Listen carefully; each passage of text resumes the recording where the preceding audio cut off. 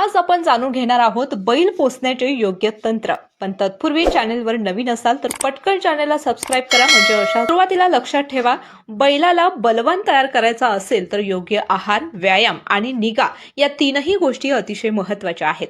आहारामध्ये सकस हिरवा चारा, सुका चारा आणि दाणे यांचे संतुलित प्रमाण ठेवा। बैलाला रोज 10 ते 12 किलो हिरवा चारा, 4 ते 5 किलो सुका चारा आणि 1.5 ते 2 किलो दाण्यांचे मिश्रण द्यावे। त्यामध्ये खली, मका कुरण, मिनरल मिक्सर आणि मीठ यांचा समावेश अवश्य करावा। पाण्याची उपलब्धता दिवसातून 3 ते 4 वेळा ठेवा। स्वच्छ, थंड आणि पुरेसे पाणी जनावरांची ताकद वाढवते।